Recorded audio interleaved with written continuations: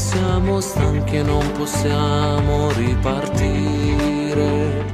Yes, isa naman pong pinagpalang pagkakataon muli mga kapatid, mga kaibigan, brothers and sisters. Thank you for tuning with us again on this program, Dukin Altum.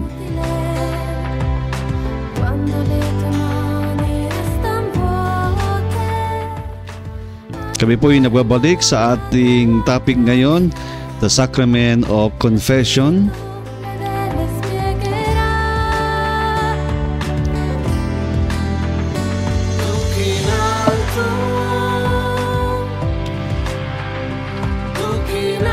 Yes, this is Dukin Altum, the program. This program is presented to us by Zamboanga Metropolitan Archdiocesan Catholic Faith Defenders, Zamboanga City Chapter, and the Roman Catholic of Archdiocese of Zamboanga. And you may also visit us on our Facebook page at the CMA Catholic Faith Defenders, Zamboanga City Chapter. Please like and share, and tell us what you think about our program by writing in the comment section. Stay with me is Brother Jason Marino, and this is Brother Jackson Martinez. Bro, magandang gabi. Kumusta?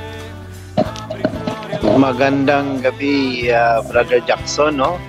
Mga masugid naming tagapanood at tagapakinig ng aming programa kung saan man kayong dako ng mundo. Magandang gabi po sa inyong lahat. At naway hindi po kayo magsawang manood, makinig po dito sa programa namin. At kami po ay nananalangin sa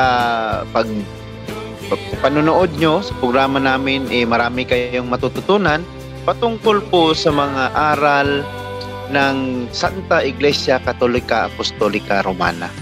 So napakasaya po ng gabing ito kasi ang topic ko natin ngayon ay may ito, Brother Jackson, no? May connection ito sa ating kaligtasan, no? Yes, napaka-importante. No, isa sa mga sakramento po ng ating simbahan itong sakramento ng kumpisal. Okay, so magandang gabi ulit at sana po sa loob ng mahigit isang oras po kayo po ay patuloy na manonood at makikinig po sa aming mga pangangaral po patungkol sa mga aral ng simbahang Katoliko. So, yun lang po, Brother Jackson. Yes, Brother Jason, no? At salamat muli mga kapatid, mga kaibigan. Kami po ay nagbabalik, no? Sa ating bagong topic na talakayan na ating pag-usapan tungkol po sa the Sacrament of Confession, no? Brothers and sisters, as we about to begin our program, let us pray to our Almighty Father as we begin this program for our Dukin Altum. So let's say it together. In the name of the Father, and of the Son, and of the Holy Spirit. Amen. Dear Heavenly Father, we thank you for this opportunity to be together through this program. We ask for your presence to be with us as we share your message with our listeners and viewers. May your wisdom guide our words and your love touch every heart. Bless this program and all who are listening and viewers, and may your peace reign in our lives. We ask this in Jesus' name, our Lord, and through the intercession of Blessed Virgin Mary. Amen. Amen. Okay, no? So, ngayon kapatid, mga kaibigan, so ating bagong paksa na ating pag-usapan, no? We're going to talk about the Sacrament of Confession. Me and Brother Jason will help you, sisters and brothers, to deepen, no, our faith regarding this the Sacrament of Confession. Bro, ito bang ating turo ng simbahan tungkol po sa ating sakramento. Ito ba ay talagang utos ni Kristo, tatag ng simbahan? Let us give us more, brothers and sisters, as we going to deepen, no? Brother Jason will help us to explain. Yes, Brother Jackson, no? So napakagandang topic natin ngayon kasi Sacrament of Confession. Kasi sa panahon natin ngayon, no, halos napakarami ng mga Katoliko ang walang alam patungkol sa sakramentong ito. Marami ding mga Katoliko, lalong-lalo na yung mga nagsiserve sa simbahan, no? Brother Jackson. So kahit sila, hindi rin sila very particular or hindi nagbibigay ng halaga patungkol sa sakramentong ito. So kaya siguro mainam na pag-aralan natin ang patungkol sa sakramentong ito para maging madipen natin yung faith natin or lalo nating maintindihan kung ano ba talaga sakramento ng kumpisal. Ano bang halaga niya sa ating buhay bilang Katoliko, bilang tao, bilang anak ng Diyos? At ano ba ang patutunguhan natin kung maa-avail natin, marireceive natin itong sakramentong ito, no? So, atin mo nang tignan kung ano ba talaga ang turo ng simbahang Katoliko dito patungkol dito sa sakramento ng kumpisal.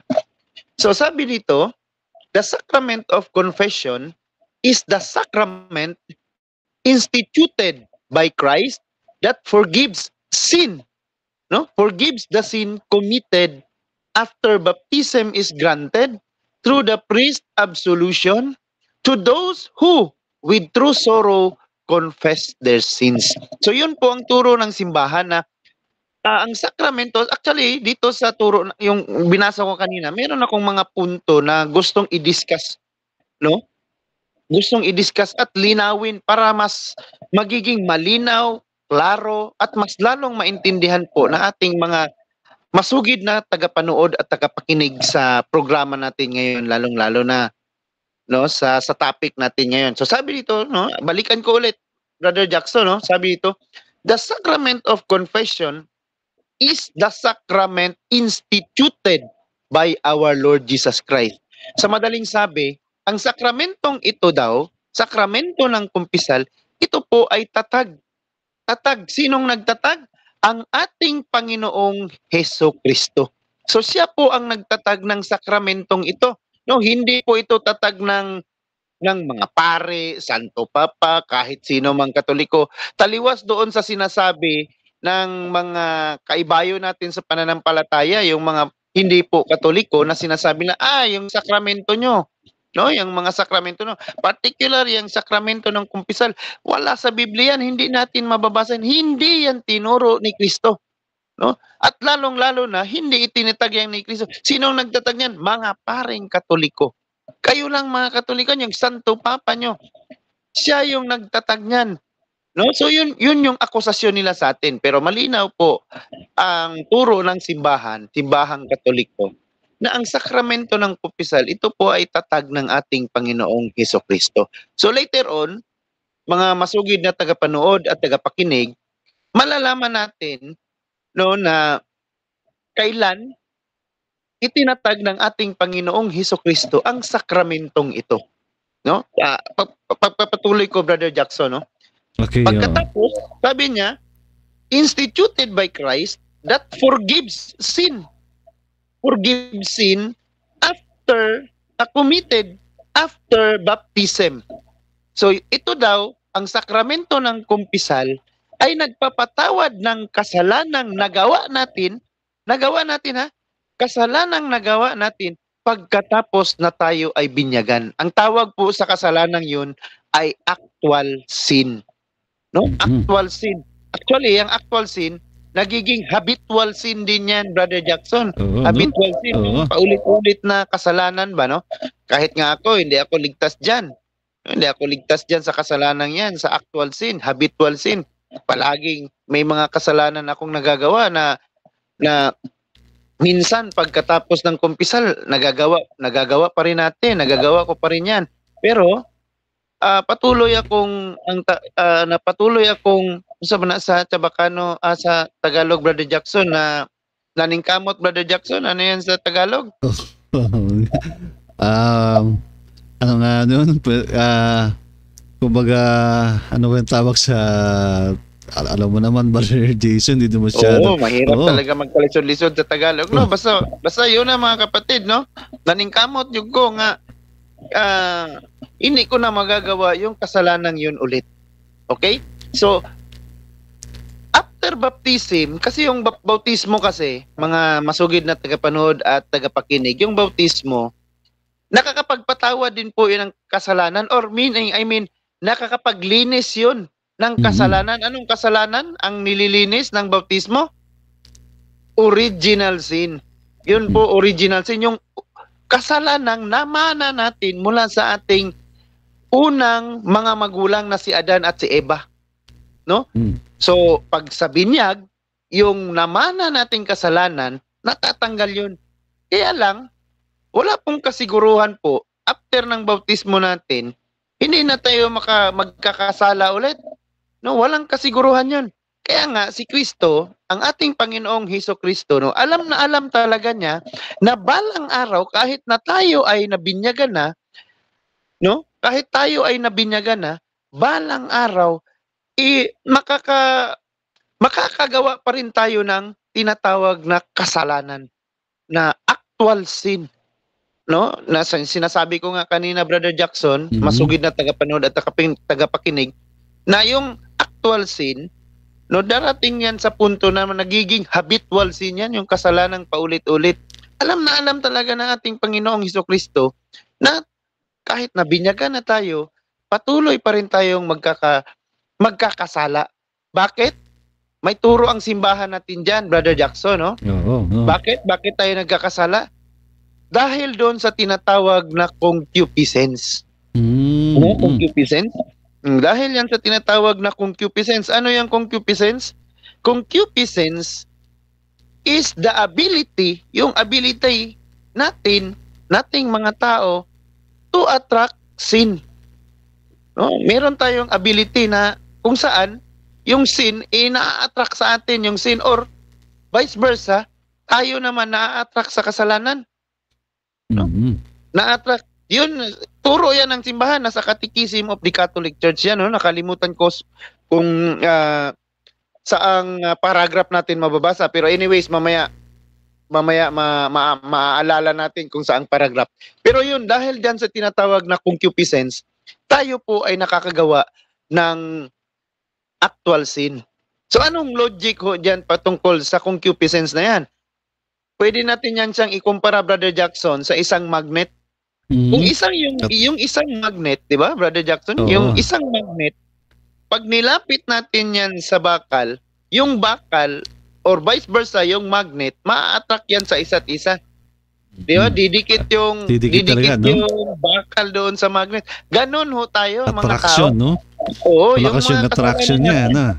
Yes. Yung mga kasalanan natin, yung mga kasalanan, yung mga temptation na nandyan sa paligid, na-attract ho yan sa atin at nagiging kasalanan ho yan, mga tentasyon, no? Kaya nga, Brother Jackson, minsan, pag nasa simbahan tayo, minsan nga, pag bago lang na ano yung misa, natapos yung misa, no? Nandun pa tayo sa loob ng simbahan. Or, patuloy pang nagaganap yung misa, nakakagawa tayo ng kasalanan. Minsan, no? Iba-iba na yung naiisip natin, no? Hindi tayo nakakapag-focus sa misa, or halimbawa, pagkatapos ng misa naman, pag-uwi natin sa bahay, or paglabas pa lang natin ng simbahan, minsan nakakagawa na tayo ng kasalanan. So, ganun ho yun yung concupiscence, Brother Jackson. No?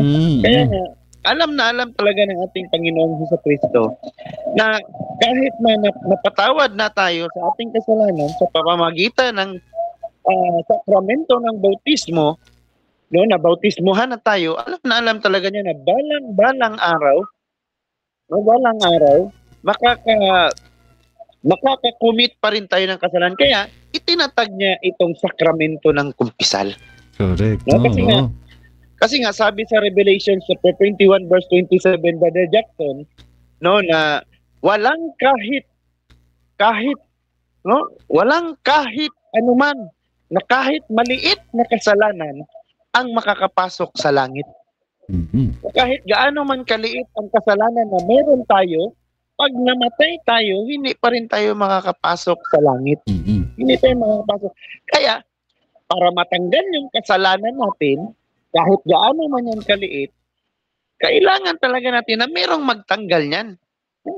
Nangangailangan tayo ng instrumento para matanggal yung kasalanan. Kasi tayo, Brother Jackson, masugod na tagapanood at tagapakinig, hindi natin kaya tanggalin itong kasalanan na nandito pa sa atin, sa ating buhay, sa ating sarili. Hindi natin kaya.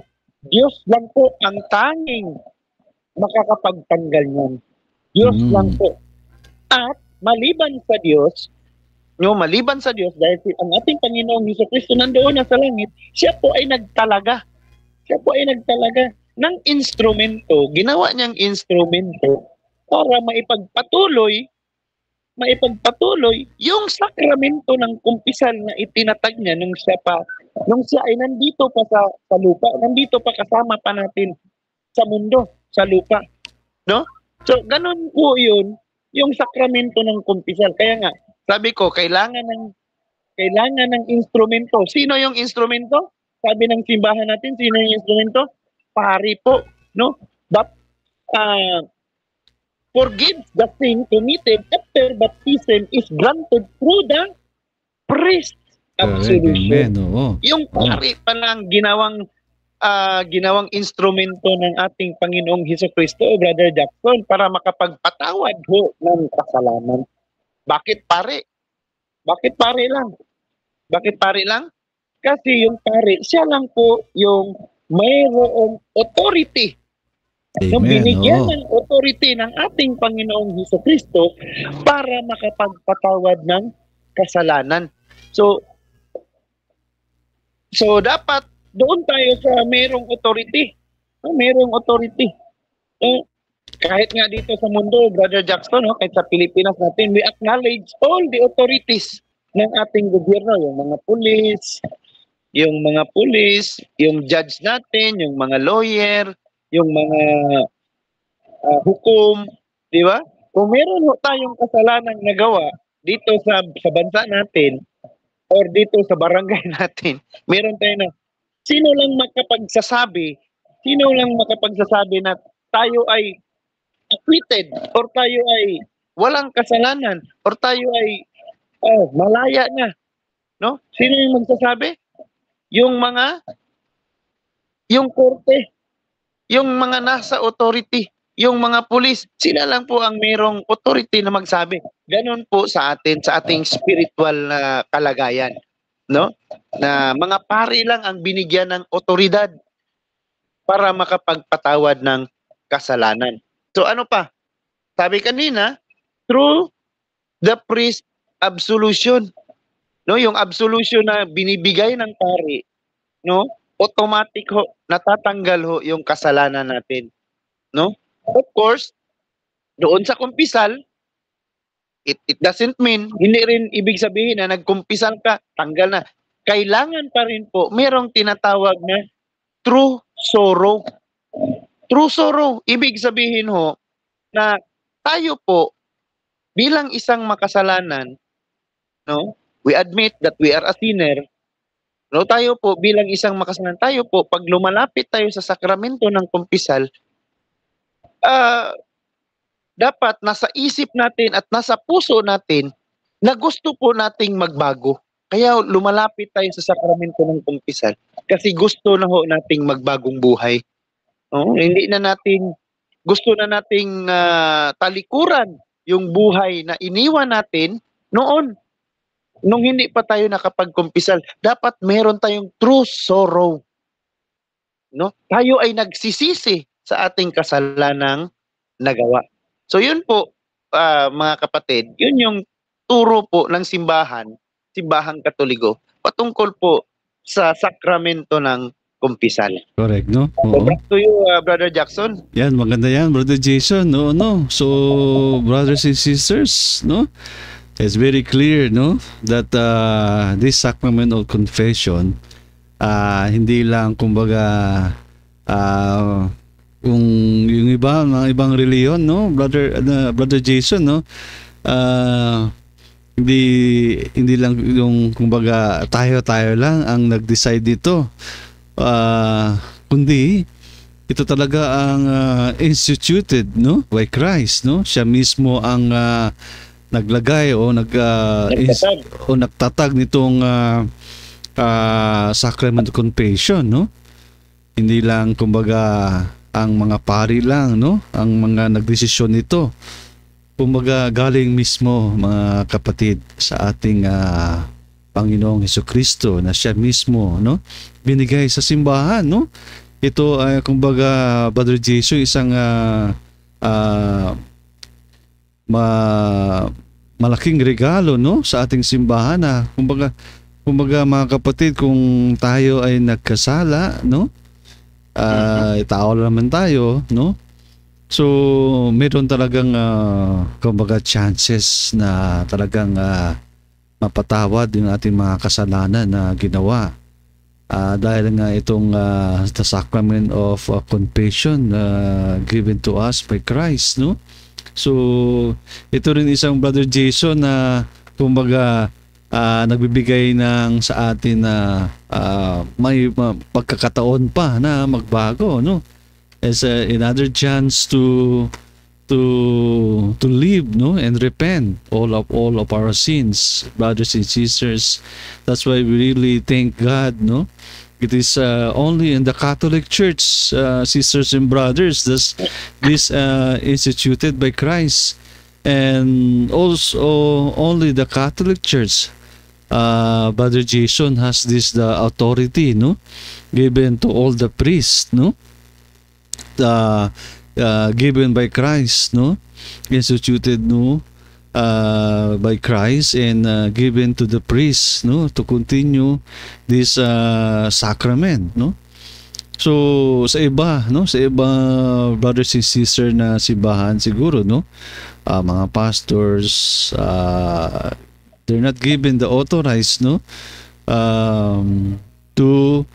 to pray, no, to absolute for our sins, no, but only the priests, brothers and sisters, and only in the Catholic Church, diba, Brother Jason, no, sa ating simbahan lang, no.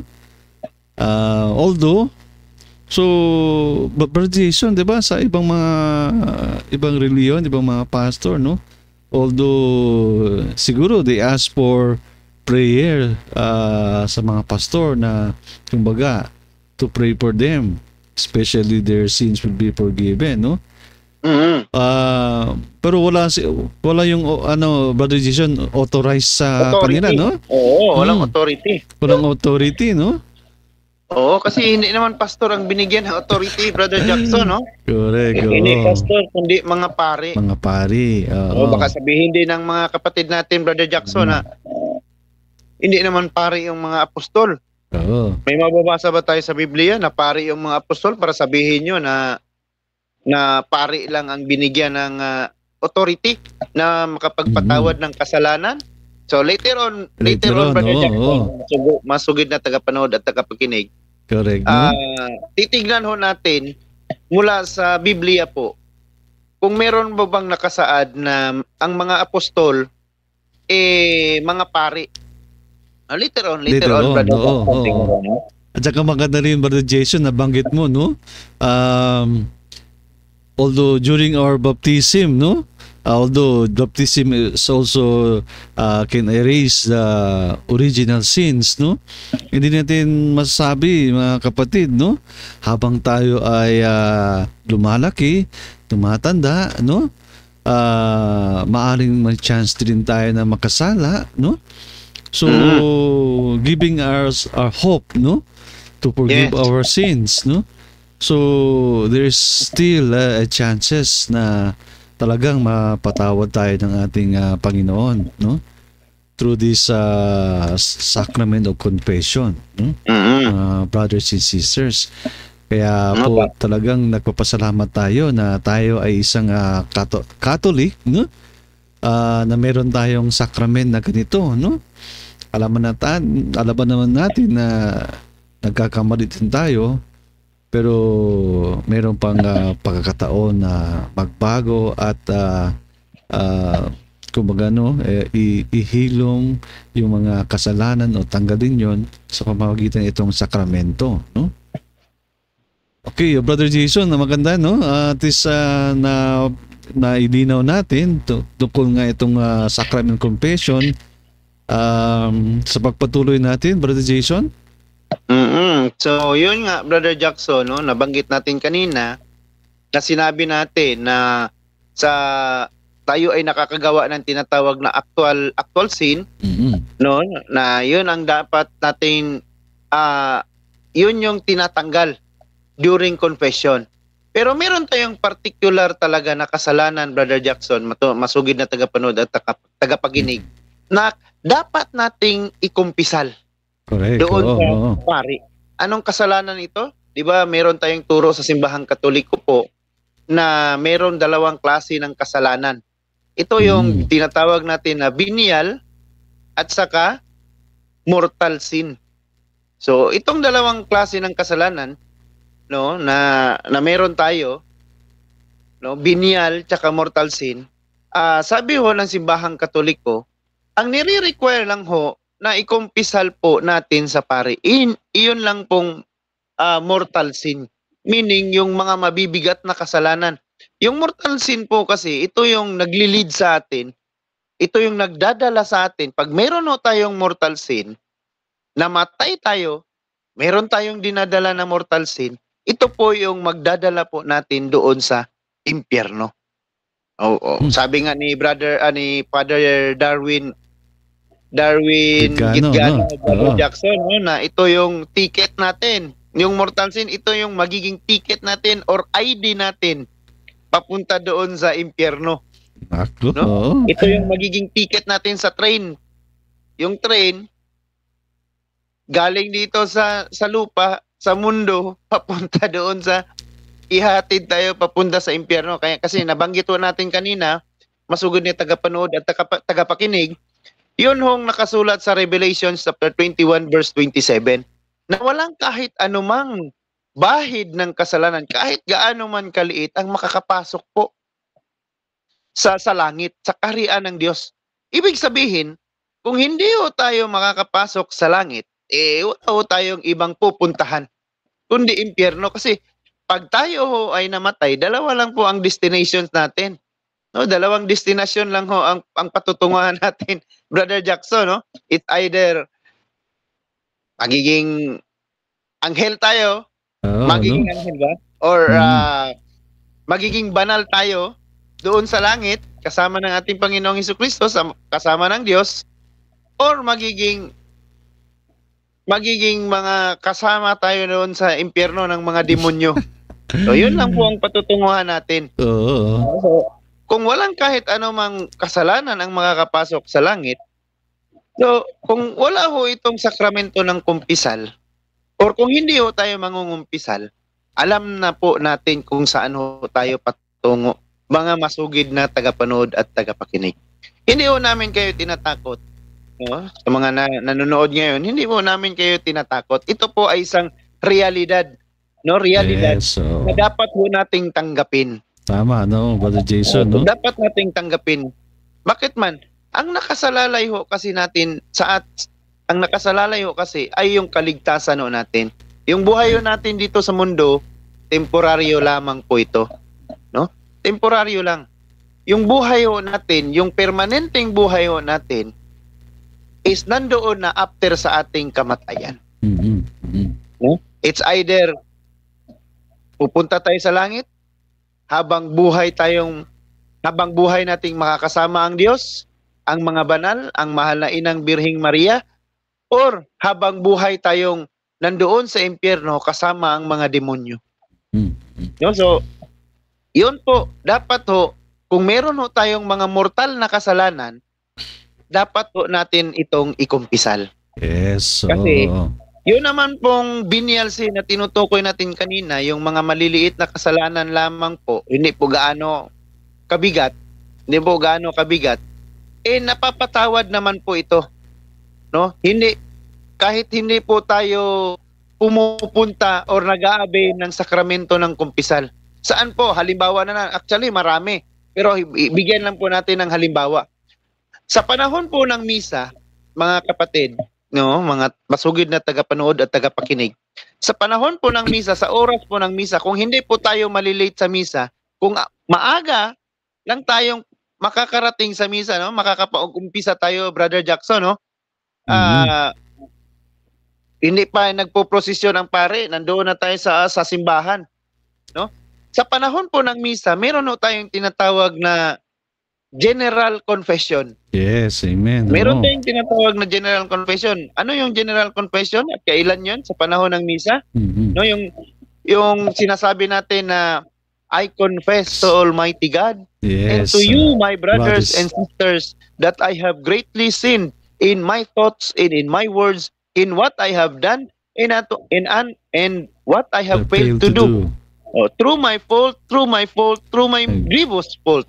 Therefore, I ask the Blessed Mary, ever Virgin, all the angels and saints, and to you, my brothers and sisters, to pray for me to the Lord our God. Yun ho ang general confession. So, pag naabutan ho natin yung general confession, no, doon pa lang po sa general confession, yung venial sin ho natin ay napapatawad na ho. Yes, venial sin lang po. Kaya nga, ang purpose nitong general confession is to make us ready sa panahon ng misa. To make us ready kasi yung misa, that is, ang tawag dyan is foretaste of heaven. Parang nasa langit na tayo dyan. No, parang nasa langit tayo. Yung misa, kaya nga, bago pa mag-umpisa, yung misa, dapat malinis na tayo sa ating kasalanan. No? So, Tama. So, ulitin ko mga masugid na tagapanood at tagapakinig, yung mortal sin po, yun po ang kailangan nating ikumpisal doon sa pare, no, sa sacrament of confession, at yung venial sin naman, no, hindi siya required na i-confess doon sa pare, ikumpisal sa pare, dahil napapatawad naman siya sa panahon ng misa kung a-attend tayo ng misa. Pero, no, meron na yung pero. Ano yung pero? Pwede din ho natin, kung gusto natin, pwede din ho natin siyang ikumpisal doon sa pare. Yes, yung venial sin. Yung mortal sin, tsaka venial sin, pwede siya ikumpisal. Pero hindi siya required yung venial sin. Yung mortal sin lang nang dapat talagang ikumpisal ho natin. Kasi yung mortal sin po, mga masugid na tagapanood at tagapakinig, hindi po yun siya napapatawad doon sa general confession panahon po ng misa. So kailangan po doon po talaga tayo sa pare. No? So para sa mga Tabatano speaking, ito yung sinasabi. El mga diutay pecado puede perdona afuera na confession por medio del arrepentimiento y el mga buen trabajo. So ito na yung sinasabi ko, Brother Jackson, no, na maraming paraan para mapatawad or matanggal yung venial sin. Isa na yun yung doon sa misa. At ito ding sinasabi ng mga magagandang magagandang trabaho or good works sa English, yung tinatawag natin good works, at yung pagsisisi sa kasalanang nagawa natin. Yes, no? Yan talaga importante, Brother Jason, no? Magsisisi talaga, no? Yung magsisisi. Kasi nga, Brother Jackson, kung pupunta tayo sa pare para mangumpisal or aabail tayo sa sakramento ng kumpisal, pero wala naman tayong planong magsisi or magbago sa ating ginawa. Ayun din lang yung kumpisal. Correct, no? So, dapat ipakita talaga natin na meron tayong plano or ang tawag dyan, meron tayong plano or yun bang lakas ng loob. Ewan ko kung tama yung words na ginamit ko, yung lakas ng loob na baguhin yung buhay natin. Pero sa totoo lang, napakahirap. Pero kailangan gawin. No, kahit nga ako, minsan, or hindi minsan, siguro most of the time, nahirapan talaga ako, no? Kasi, napakarami talagang napakaraming mga tinatawag natin na mga temptation na nandyan lang sa Tama, gilid-gilid, no? Mm.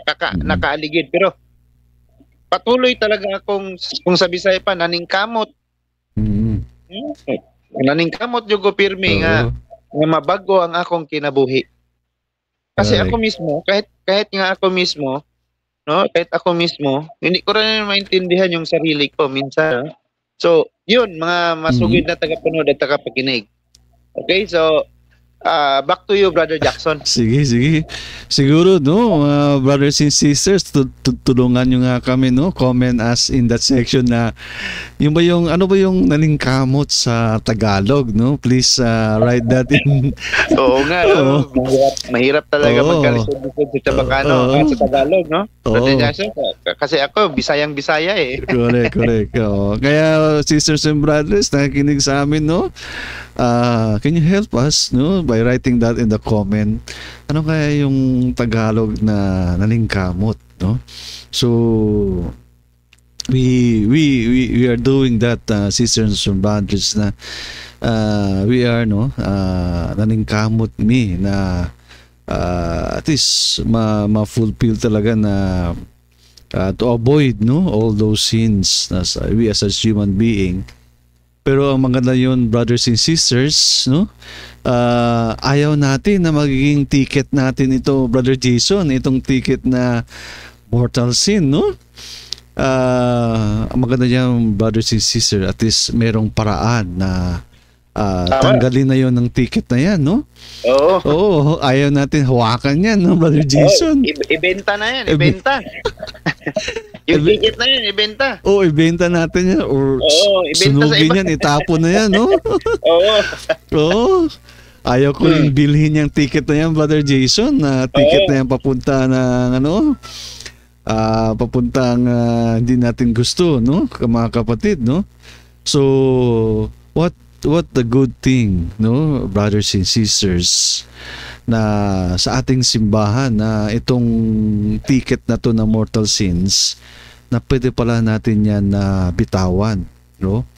Pwede natin yan itapon, tanggalin, no? At through this the sacrament of confession, no? Kung may managawa tayo mga mortal sins, no? Maganda din na Brother Jason, na sinabi ni Brother Jason, kapatid, na yung mga venial sins, no, through attending mass, no, as long na nandun tayo sa umpisa, no, so we will just encourage you, sisters and brothers, na right before the mass, no, dapat nandun na tayo para maumpisa natin yung pagsisimula talaga ng misa. Kasi part na yun nandoon sa merong general confession na dapat nandoon tayo, mga kapatid, no, to forgive us our venial sin, no. And Brother Jason, no, i-add ko lang, ito bang mga mortal sins, no, just to remind our brothers and sisters, ito ba yung isa din sa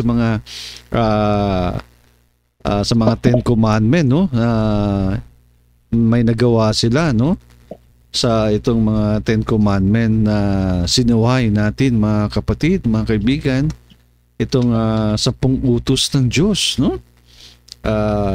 Ito na yun, isa na yung mga mortal sin, no? Siguro makakita natin, mga kapatid, no? Yung mga pinapatay yung iba, no? Tsaka nakaroon ng ibang Diyos, no?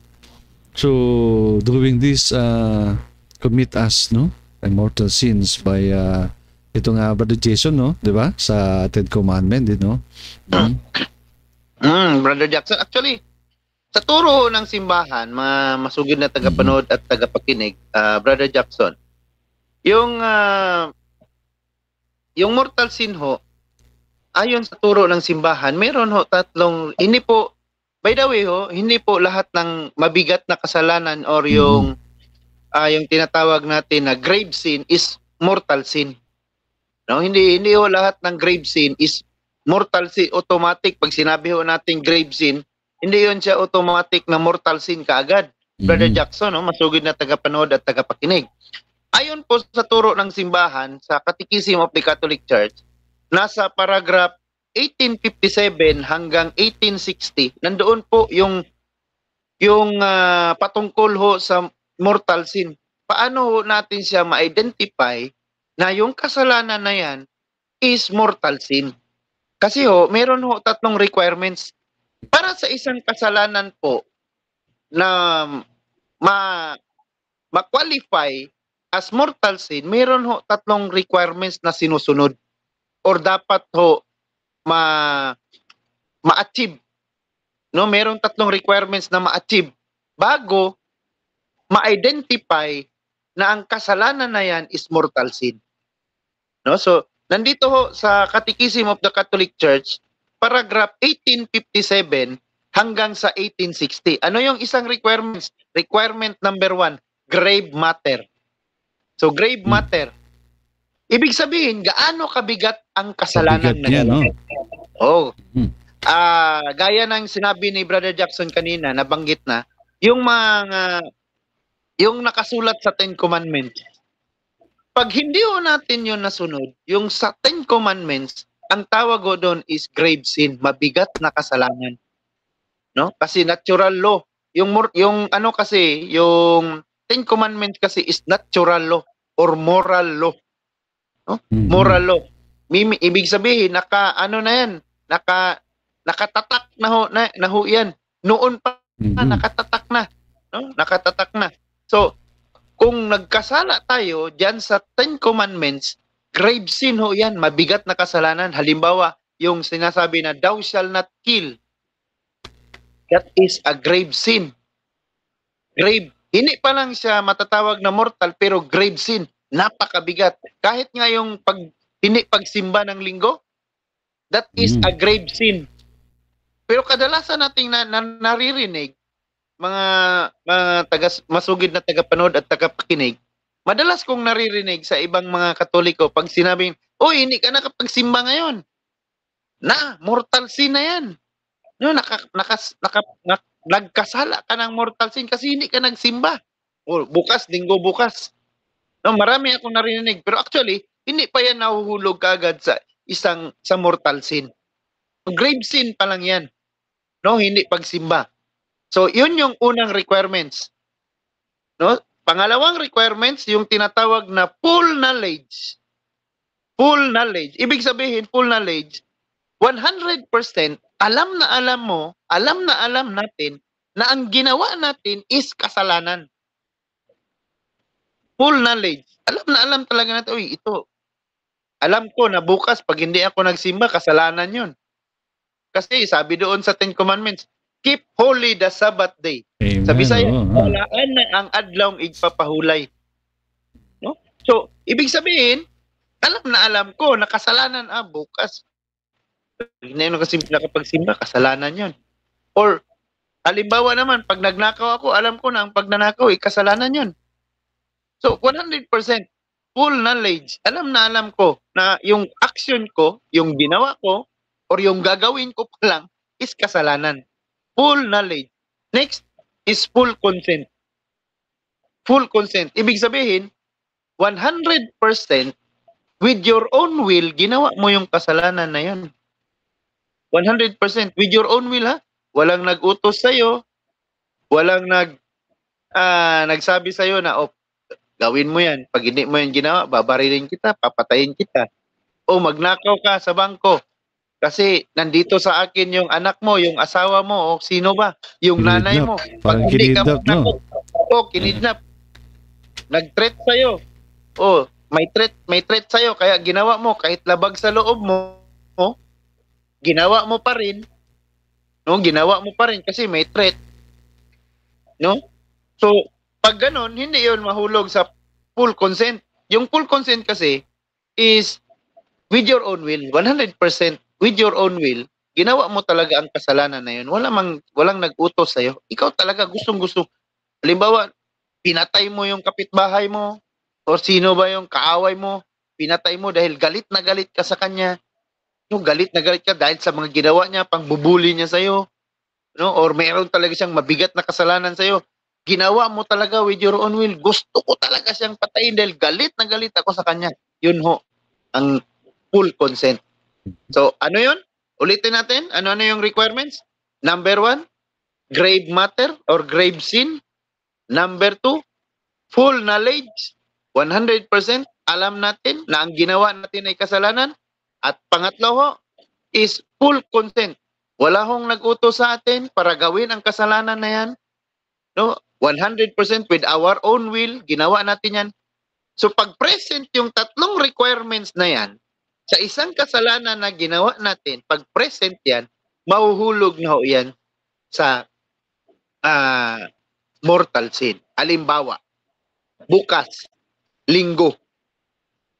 So, linggo, araw ng pagsamba. Araw ng misa. So, kanina, nabanggit natin sa 10 Commandments, moral law, pag hindi tayo nakapagsimba, sabi doon sa 10 Commandments, keep holy the Sabbath day. Balaan na ang akong adlong igpapahulay. Ibig sabihin, isa na ho dyan sa pagbalaan or pagpabanal sa araw ng linggo, iyong pagsisimba. So, alam na natin na pag hindi tayo nagsimba is kasalanan. So, alam na din natin na ang hindi pagsimba is mabigat na kasalanan. So, number 1 na requirement. Alam natin, mabigat yun na kasalanan. At alam natin na pag hindi tayo nagsimba is kasalanan yun. Present na ang dalawang requirements. Pagdating ng linggo, hindi pa rin tayo nagsimba.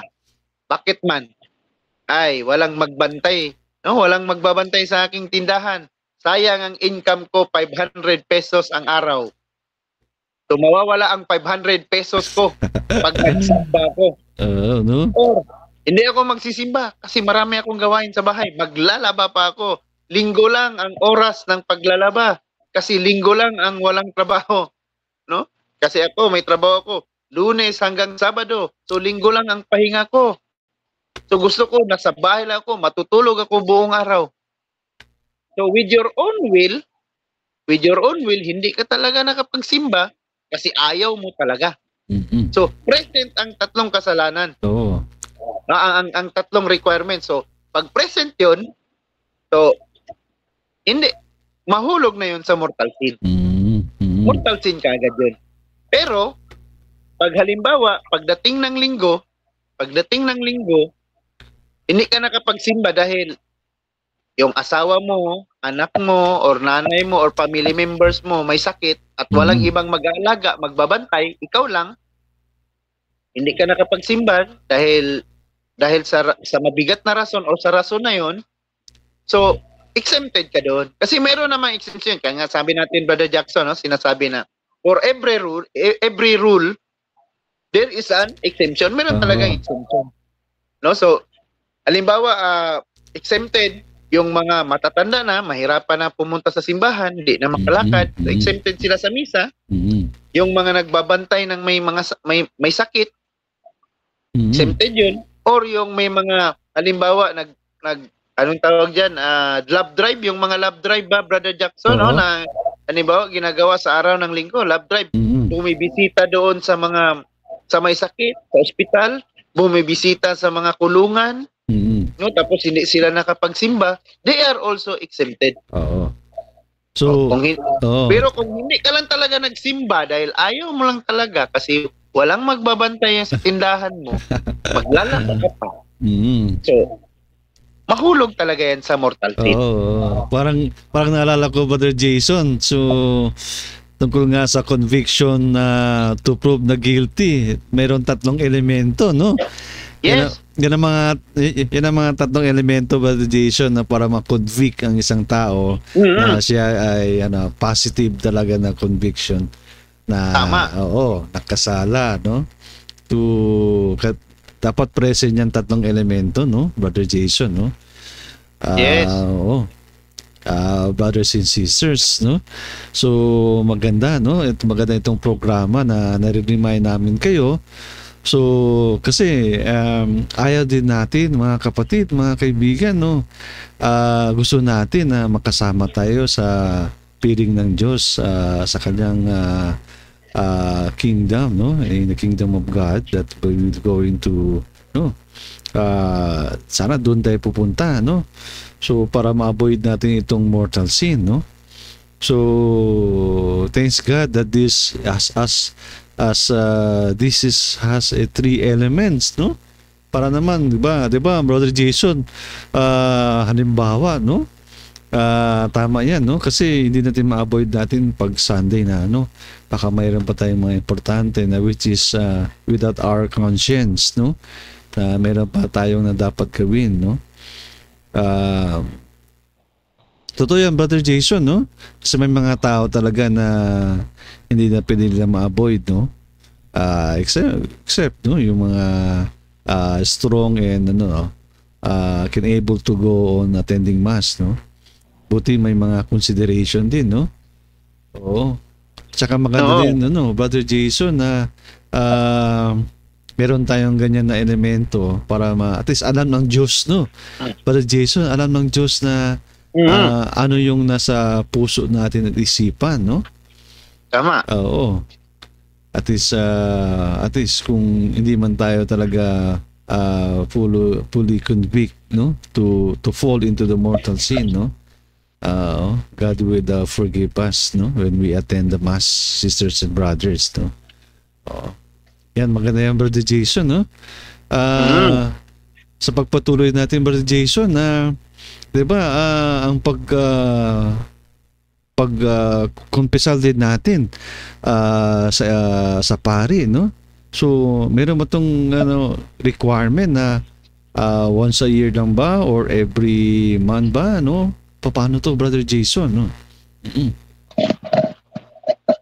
Sa Fourth Lateran Council, Brother Jackson, no, sa Fourth Lateran Council noong 1215 AD, during the reign of Pope Innocent III, no, si Pope Innocent III is the 176th Pope ng simbahang Katoliko.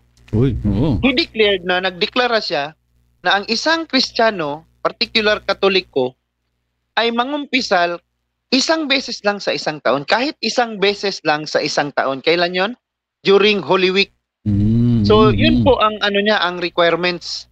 Kahit pwede mangumpisal once a year during Holy Week. No, yung kumpisal during Holy Week. Kahit Holy Week lang siya mangumpisal. Bakit Holy Week? Kasi Holy Week, yung confession natin during Holy Week is a preparation to receive Christ, to receive the risen Christ on Easter Sunday. Yes, That is a preparation. Dapat, pagdating ng Easter Sunday, dapat malinis tayo sa ating kasalanan. At handa na natin tanggapin si Kristo, no, sa komunyon, tanggapin si Kristo sa komunyon bilang bagong tao, bagong nilalang ng Diyos. No, kasi yun naman ang purpose kasi ng ating Panginoong Hesukristo kung bakit siya nagpakamatay sa krus. Pakamatay siya sa krus para tayong lahat na nalulong sa kasalanan, nahulog sa kasalanan, is mabigyan ng bagong buhay or gawin tayong mga bagong nilalang. No? So, yun sa Fourth Lateran Council, utos ng ni Pope Innocent III. No, pero alam mo ba, Brother Jackson, alam nyo ba mga masugid na tagapanood at tagapakinig na 'di ba ngayon ang kumpisal natin ngayon is private confession? No, private confession. Ibig sabihin, one-on-one lang tayo na sa pari. No? One-on-one tayo sa pari, minsan nasa confessional box pa, tago pa. Dapat walang makarinig ng ating kumpisal. No, walang tinatawag 'yon na private confession. Pero alam nyo ba, masugid na tagapanood at tagapakinig, sa umpisa, sa unang siglo, no, sa first century, first 100 years, no, after the institution of Christ sa sacrament of confession, is ang kumpisal nila noon is, alam nyo ba na ang kumpisal nila noon is public confession. Ibig sabihin, pag nakagawa sila ng kasalanan, no, kinukumpisal nila or sinasabi nila ang kanilang kasalanan publicly. Ibig sabihin, marami ang nakikinig. No? So, yun yung confession sa panahon ng mga apostol sa unang siglo. Ang pagpapatawad ng kasalanan ay madalas pampubliko sa komunidad, sa simbahan, lalo na sa malaking kasalanan, especially yung mga grave sin na nagagawa nila noon. Halimbawa, ano yun? Murder, adultery, apostasy.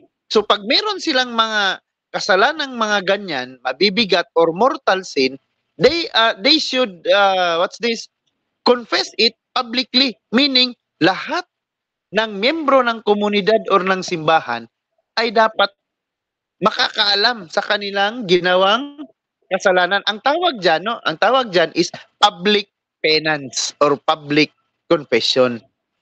No? So, kung saan ang kasalanang nagawa or yung kasalanan is makasalanan, which is yung makasalanan ay nagtatapat at gumagawa ng mahaba at mahigpit na penitensya bago muling tanggapin sa komunyon.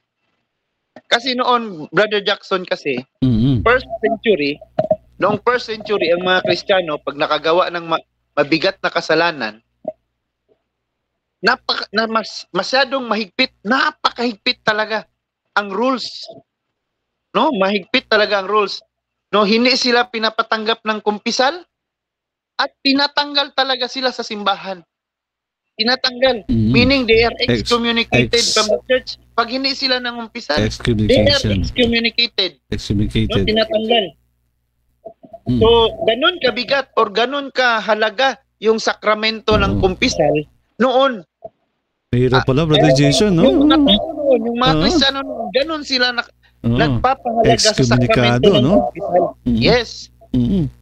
Oo, kasi publicly talaga, inaano nila kinukumpisal. So, alam nyo ba, historically, kailan lang nagsimula itong private confession or private penance na tinatawag? Doon ito nagsimula sa Ireland. No? Actually, bago ko lang din ito nalaman, Brother Jackson, no? Na yung private confession, doon pala nagsimula ito sa Ireland. No, yung mga monghe doon sa Ireland, nagpapakumpisal sila sa mga tao is private confession. So, yung mga monghe doon, nag-travel sa ibang bansa, sa ibang lugar, dinala nila doon sa ibang lugar yung paraan ng pagkukumpisal doon sa Ireland at inadapt naman ngayon ng ibang mga simbahang Katoliko sa mga particular na lugar na pinupuntahan nila. Hanggang kumalat ito sa buong Europa at kalaunan, Brother Jackson, kalaunan, pagdating sa Konseho ng Lateran, sa ika-4 na Konseho ng Lateran o Fourth Lateran Council noong 1215, no, sa pamumuno ni Pope Innocent III, ipinag-utos niya na ang lahat ng Katoliko ay dapat magkumpisal ng pribado sa pari kahit isang beses sa isang taon. So doon na nagsimula ang private confession sa panahon ni Pope Innocent III, yung private confession. Tsaka doon sinabi niya na magkumpisal ang mga Katoliko, mga Kristiyano, isang beses lang, kahit isang beses lang sa isang taon. Yun yung minimum, yung tinatawag natin minimum requirements. At least, no, once a year, no? Oo, at least once a year lang. Kasi yung mga ordinaryong Katoliko, mga ordinaryong Kristiyano, mahirap talaga yun mangumpisal araw-araw. Tama, hindi nga nakakapagkumpisal isang beses sa isang taon, araw-araw pa mangumpisal. No, pero yung mga santo natin, karamihan sa mga santo natin, araw-araw talaga nangungumpisal. Kung hindi man karamihan, lahat ng santo. Yes. No? Ng simbahan Katoliko, araw-araw talaga silang nangungumpisal. No, ang tawag diyan, Brother Jackson, no, sa Canon 21 ng Council of Lateran, ang tawag nila diyan is omnis utriusque sexus. Meaning, sa Canon 21, nakasaad doon na ang pagkumpisal ng isang beses sa kahit isang beses sa isang taon is para sa lahat ng tao. Lalaki man o babae, walang exemption, no? Mm. Walang exemption. So dili exempted kay lalaki ka, exempted ka sa kumpisal, or babae ka, exempted ka sa kumpisal, no. Lahat, mapababae man o lalaki, you are not exempted, no? So tinatawag diyan, meron ding yung tinatawag na annual confession. Sa ito binabasa ko ito, Brother Jackson, itong Canon 21 ng Fourth Lateran Council ng 1215. No, sa section 21, sabi dito, ang Canon 21 often referred to by its Latin title na omnis utriusque sexus of both or both sexes establish two key obligations for Christians. Merong dalawang susi na obligado ang mga Kristiyano na tumupad nito. Ano yun? Annual confession. Number one key is annual confession. Annual confession is done once a year lang. Ganyan, once a year lang. At sabi dito, every Christian who has attained the age of discretion was required to confess of all their sins in person to their own parish priest at least once a year.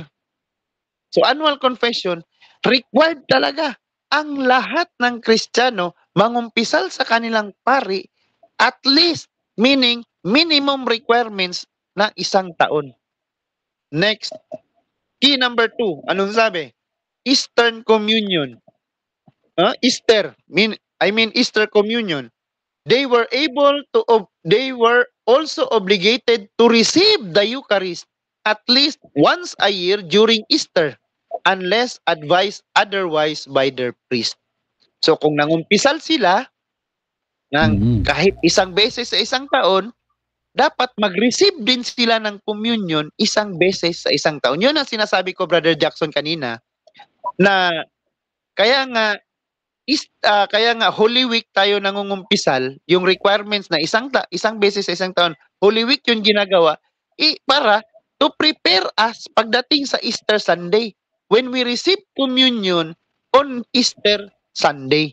No, to prepare us. Kasi Brother Jackson, masyadong mahigpit, no, nung sa Lateran Council, masyadong mahigpit. No, masyadong mahigpit. Bakit man? Masyadong mahigpit. Pag hindi, sabi nga dito, failure to comply, sabi dito sa canon number, canon 20, canon 21 ng Fourth Lateran Council, sabi niya, failure to comply could result in being barred from entering the church during one's lifetime in being denied a Christian burial upon death. Biruin mo, Brother Jackson, pag hindi pala natupad yung requirements na yun patungkol sa kumpisal, pag hindi tayo sa panahon ang panahon ng Lateran Council, pag hindi pala tayo nakapagkumpisal during Holy Week or isang beses sa isang taon hindi tayo nakapagkumpisal, anong sinasabi dito? We are barred from entering the church. Meaning, hindi na tayo allowed na pumasok sa simbahan. Hindi na tayo allowed na pumasok sa simbahan. At ang pinakamalala pa, Brother Jackson, pag namatay tayo, is wala tayong tinatawag na Christian burial.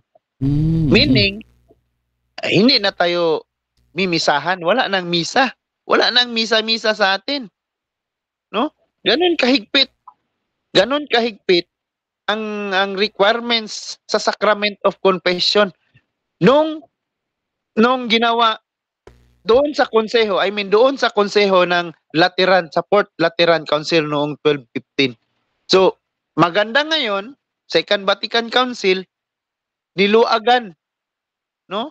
Yung tali niluagan ng simbahan.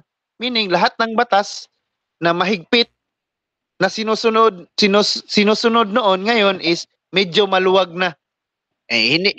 Kahit nga hindi tayo magkumpisal, ilang taon na hindi magkumpisal, ang last confession, Brother Jackson, is Nung kasal pa. Nung kasal, kailan kinasal? 20 years old. 20 Tapos, years ago. 20 years old. Tapos, nag-72 years old na. Malapit nang mamatay. Wala pang kumpisal. Last confession, 20 years old. So, ilang taon na? Hindi ba tayo, sinabihan ba tayo ng pare? Or meron ba tayong narinig na sinabihan ng pare na, bawal ka pumasok ng simbahan kasi hindi ka pa nakapagkumpisal. Wala, di ba? So, meaning, maluwag na ngayon yung batas ng simbahan. Maluwag. So, tayo namang mga Katoliko, kung maluwag na ang simbahan sa kanyang batas, sa Bisaya pa, nagpatuyang na lang punta. No? Nagpatuyang na lang punta nga magbuot-buot o gatua. Dili na lang punta mangumpisal. Hindi na lang din tayo nangumpisal.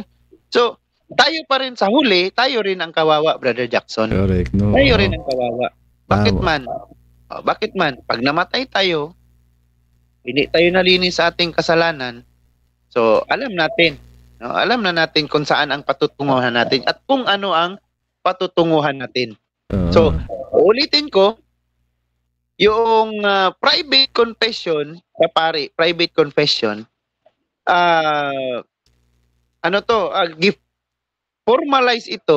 naging formalize ito, private confession, during sa Fourth Lateran Council noong taong 1215 sa pamumuno or sa reign ni Pope Innocent III. So, back to you, Brother Jackson. Yes, maganda yan, Brother Jackson, no? So, mga kapatid, talagang this program really help us to deepen, no? To deepen our faith, no? Maraming salamat, Brother Jason, no? So, nasa mahigit 1 oras na tayo, mga kapatid, mga kaibigan, no? So, hindi na malaya natin, no? Brother Jason. So, although sinasikap namin na 1 oras lang tayo, para naman siguro hindi masyadong mahaba. But anyway, the important is that brothers and sisters were able to help you, no, to educate you and deepen our faith in our Catholic, no? Especially this topic of sacrament confession, no. Siguro, Brother Jason, sa susunod sa ating part 2 naman, no. So may mga katanungan na ating sasagutin siguro, no? O kung meron man silang katanungan, just write that in our comment section. Regarding this topic, no? Sisikapin namin ni Brother Jason na sagutin yan, no? Siguro, at saka mga ibang mga topic na brothers and sisters, kapatid, na atin isasagot, no? Sagutin natin, Brother Jason, sa mga ibang sa susunod na kabanata, no? Sa part 2, no? Sa ating mga katanungan, no? So, I think, Brother Jason, so before we end up our program tonight, no? Any message before we acknowledge? So, may mga idadagdag ka pa, Brother Jason? So, napakasaya ng gabing ito, no? So marami tayong na-discuss, Brother Jackson, sa patungkol dito sa sakramento ng kumpisal, no? So sana po mga masugid naming tagapanood at tagapakinig, patuloy ho kayong mag-subscribe or patuloy po kayong manood sa aming mga videos.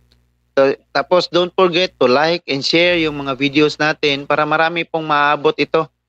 No? So mga masugid na tagapanood at tagapakinig, sisikapin po namin na maibigay po sa inyo, maipahayag po sa inyo ang mga tunay na turo ng ating simbahang Katoliko para naman po hindi na po kayo madaling maloko or meron na po tayong maisasagot doon sa mga kapatid natin na mga hindi Katoliko na umaakay ho sa atin or nagtutulig doon sa ating mga aral, no? Sa ating mga aral ng simbahang Katoliko. So, mga kapatid, nagpapasalamat po kami sa inyo, sa inyong walang sawang suporta, panonood at pakikinig. Especially, nagpapasalamat kami sa ating mahal na Arsobispo, Bishop Julius Tonel, at of course, ang ating spiritual director, Brother Jackson, ng Catholic Faith Defender dito sa Archdiocese of Zamboanga, si Father Jude Dancombe, who is the present parish priest of San Antonio de Padua, tama ba? So San Antonio de Padua Parish sa Putik. So magandang gabi, Brother Jude. If you are watching our videos, thank you so much for your support. And maraming salamat din po sa paggabay po sa Catholic Faith Defenders Zamboanga Chapter. And of course, nagpapasalamat din tayo sa ating butihing Archdiocesan President, Attorney Rodel Luyao. So, Brother Attorneys, thank you so much for your support, for giving us all the equipments that we need, no, dito sa ginagawa nating programa. And by the way, mga masugid na tagapanood at tagapakinig sa ating mga kasamahan na Catholic Faith Defenders who are now inactive. Pwede ba nating sabihin, Brother Jackson, mga inactive? Oo, mga inactive, no? Mga inactive members. So we are encouraging you to please be active again sa ating ministry, no, sa Catholic Faith Defender. Especially very alarming na yung panahon natin ngayon.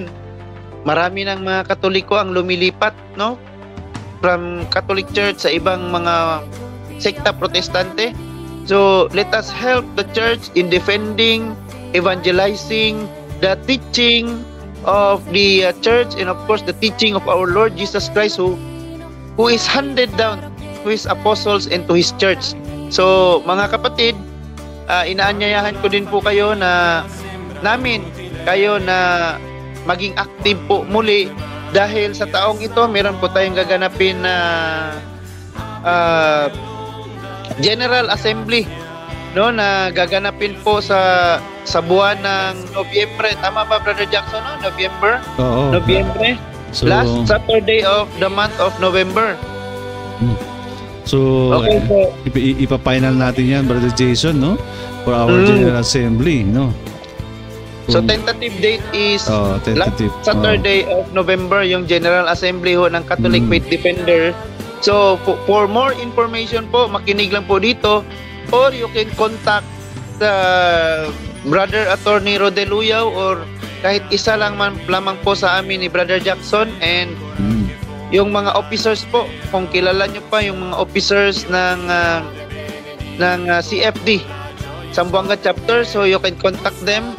So magkita-kita po tayo sa November. Anyways, malayo pa naman po, pero ngayon pa lang po inaanyayahan na po namin kayo na wag po kalimutan ang darating po na General Assembly ng Catholic Faith Defender. Of course, pagpapasalamat din ako sa lahat ng officers ng Archdiocese of Zamboanga Catholic Faith Defenders, Brother Edgar Orot, Brother Tony Duay, Brother Didong, Brother Robelin Carpio, Brother Charles from Salaan, na newly created chapter ng CFD dito sa Zamboanga, Salaan chapter, headed by Brother Charles Cruz, and Sister Gemma, no?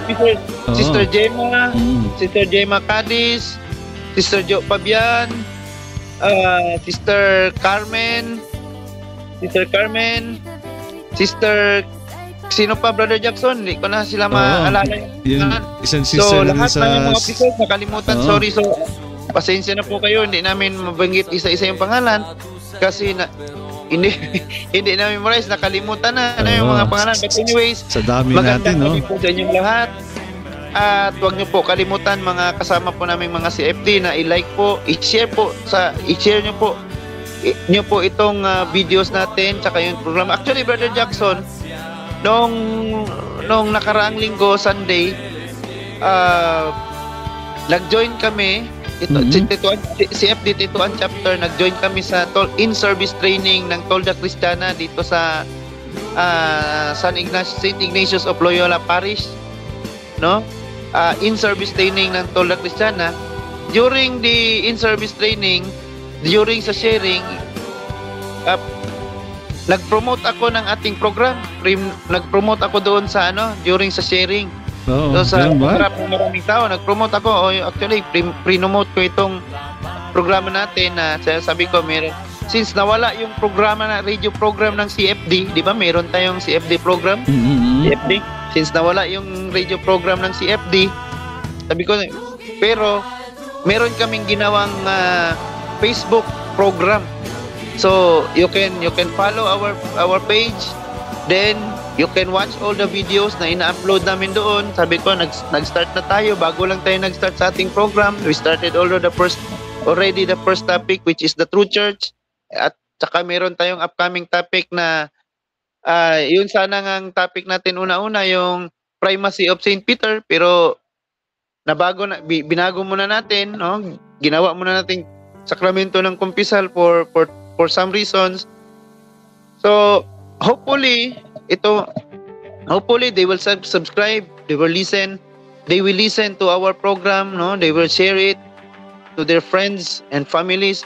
So, mga masugid na tagapanood at tagapakinig ng aming programa, huwag ho kayong sawang magsuporta o sumuporta po sa aming programa. So, panghuli na lang po, of course, sa Poong May Kapal, siya ang una nating pasasalamatan dapat.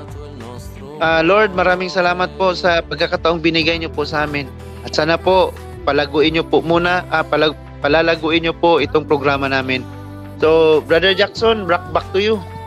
Yes, oo. Sa mga kapatid, mga kaibigan, no? Nawa po ay naging makabuluhan na ating programang ngayon, no?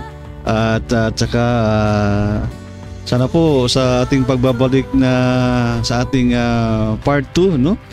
So nandiyan pa rin kayo, mga kaibigan, mga kapatid, no? Aming mga tagapakinig, taga-subaybay, nawa po ay nasa mabuti kayong kalagayan kung saan dako man kayo ng mundo. Nawa po ay pagpatuloy, no, ang ating programa nitong Dukit na Angtong. Kami po ay taos pusong nagpapasalamat sa inyo, mga kaibigan, mga kapatid, na sa inyong mga viewers, our listeners, no. And also, Brother Jason, we also take this opportunity, no, yung naalala mo, Brother Jason, yung previous video natin ng part 4 ng ating True Church. Nakita ko, Brother Jason, umabot na tayo ng 1,000 views. No? Oo, 1,000 views na tayo. Salamat po mga... maraming salamat sa inyo, sa inyong sa ating mga viewers, Brother Jason. Kami po ay nagpapasalamat sa inyo. Hopefully, nandiyan pa rin kayo. Sumasaybay at patuloy na nandyan, no? Nakikinig at napapanood sa ating mga programa itong dito sa Dukit Angtong, no? Put out into the deep from the Gospel of Luke chapter 5 verse 4, no? We're going through this program, Brother Jason. We're deepen our kaya kanina, no? Pag-usapan natin, no? Maganda yung topic natin, no? So really deepen our faith, no? For this program. So, as we end up, brothers and sisters, let's have our closing prayer to be led us by Brother Jason Marino. Sige. In the name of the Father, and of the Son, and of the Holy Spirit. Amen. Our Father who art in heaven, hallowed be thy name. Thy kingdom come, thy will be done on earth as it is in heaven. Give us this day our daily bread, and forgive us our trespasses, as we forgive those who trespass against us. And lead us not into temptation, but deliver us from evil. Amen. Hail Mary, full of grace, the Lord is with you. Blessed are you amongst women, and blessed is the fruit of thy womb, Jesus. Holy Mary, Mother of God, pray for us sinners, now and at the hour of our death. Amen. Glory be to the Father, and to the Son, and to the Holy Spirit, as it was in the beginning, is now, and ever shall be, world without end. Amen. In the name of the Father, the Son, and the Holy Spirit. Amen.